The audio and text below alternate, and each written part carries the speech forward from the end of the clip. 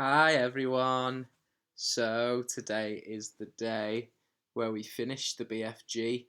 We have read 191 pages.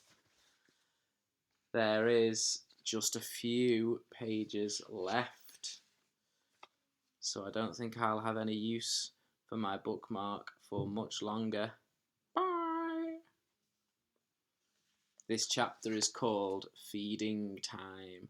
Ooh.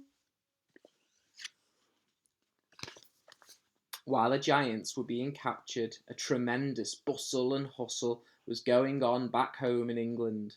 Every earth digger and mechanical contrivance in the country had been mobilised to dig the colossal hole in which the 9 giants were to be permanently imprisoned.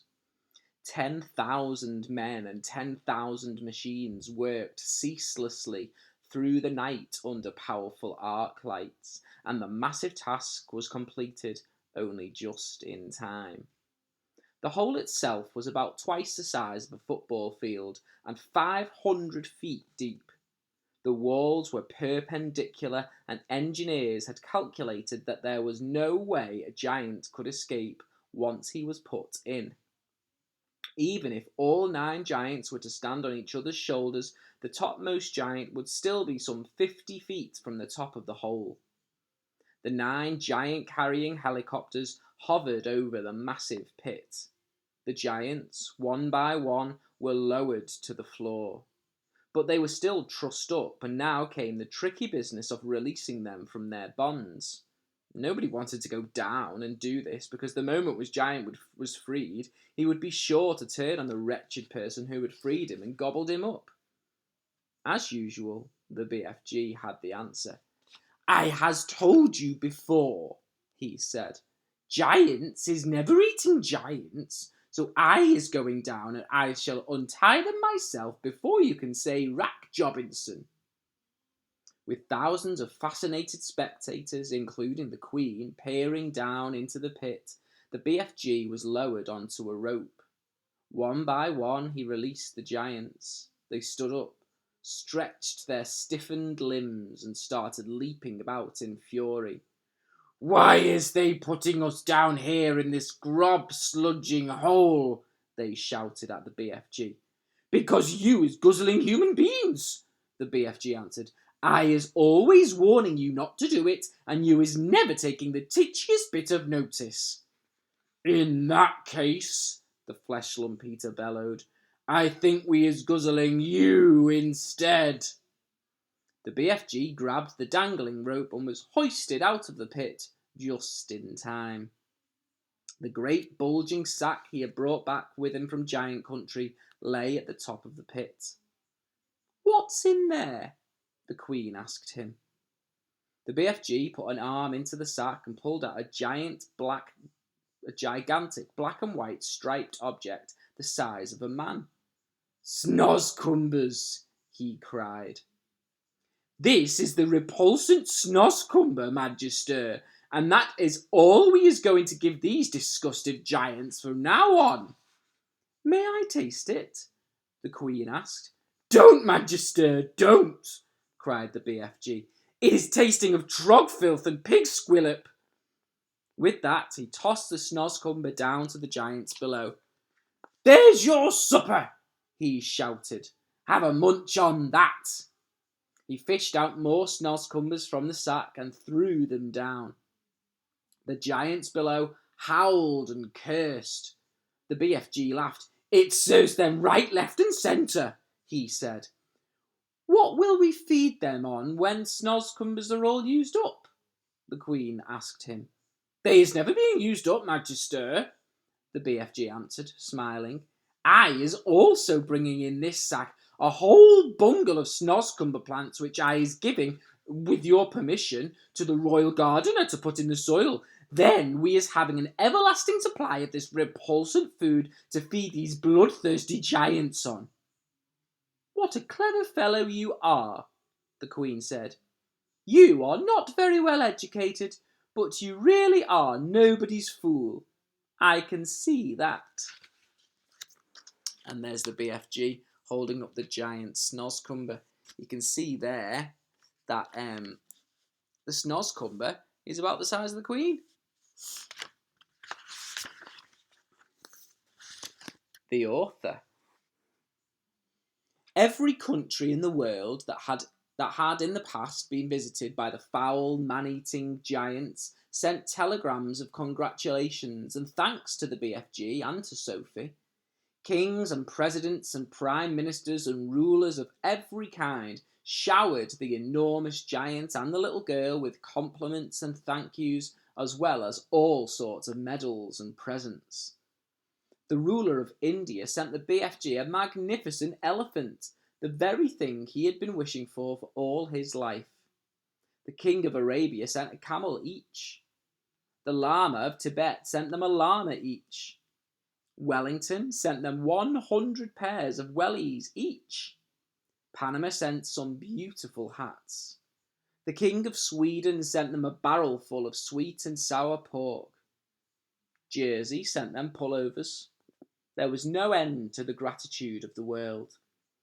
The Queen herself gave orders that a special house with tremendous high ceilings and enormous doors should immediately be built in Windsor Great Park next to her own castle for the BFG to live in. And a pretty little cottage was put up next door for Sophie. The BFG's house was to have a special dream storing room with hundreds of shelves in it where he could put his beloved bottles.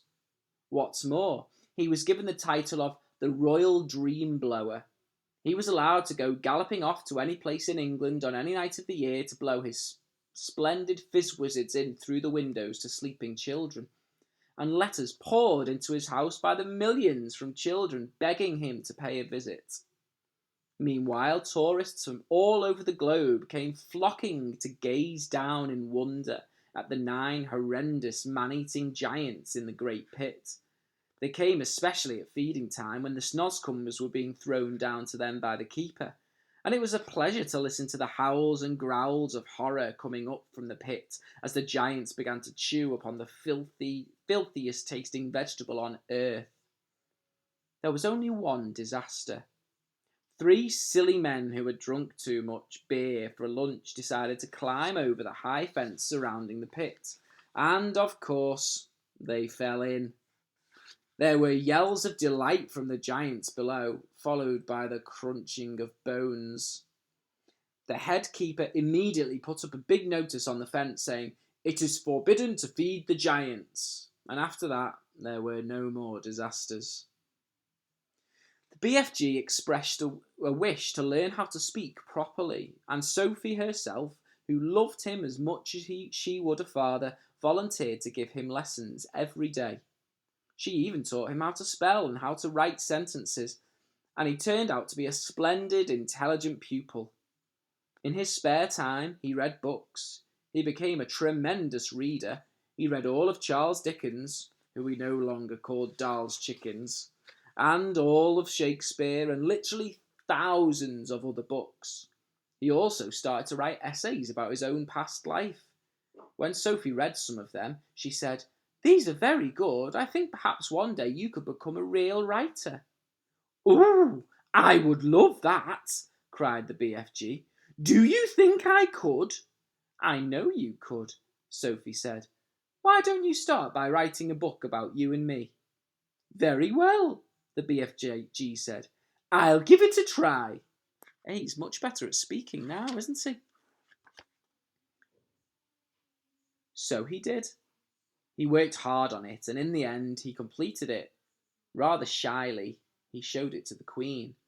The Queen read it aloud to her grandchildren. Then the Queen said, "I think we ought to get this book printed properly and published so that other children can read it."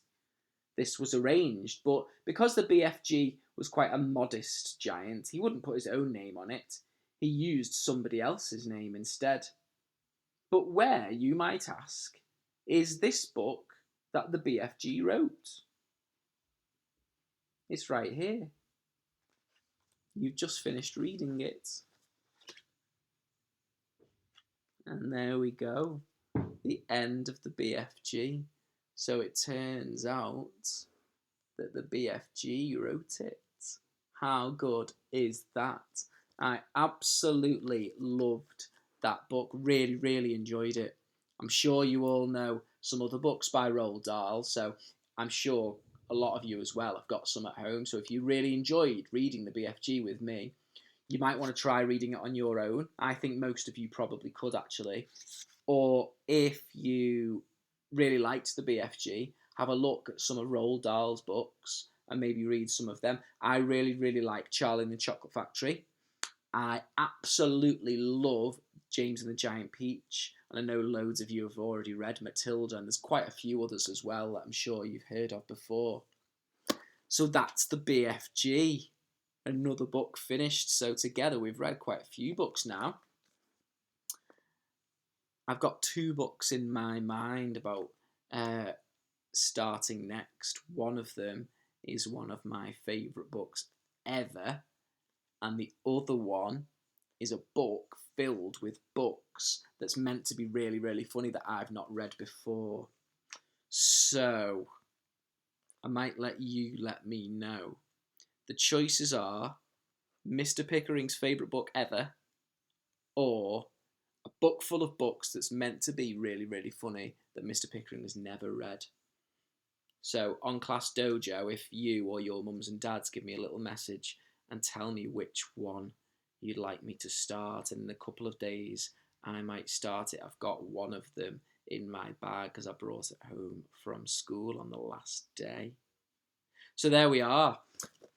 I think I've got a couple of ideas that I'd really, really like everyone to do some sort of writing about the BFG. I've had a few people who've done little bits of writing, but now that we've finished the book, I've got a few ideas which you could maybe do, especially now that it's raining outside, but you've got a little bit more time because you're not sunbathing and playing in the sun. My first idea is to write what happened next. Maybe one of the giants escapes. Maybe the BFG goes travelling to other countries. Maybe Sophie grows up. What would happen when Sophie grew up? So there's a few ideas where you could write a story of like the BFG 2, what happened next. So that's one idea. You could write a book review and tell me what you thought of it, whether you'd recommend it to other people, and if you would, who would you recommend it to? Older children, younger children, boys, girls. Another idea, if you like, you could write the story. You've read the story of the BFG now, so maybe have a go at writing your own shorter version of the BFG.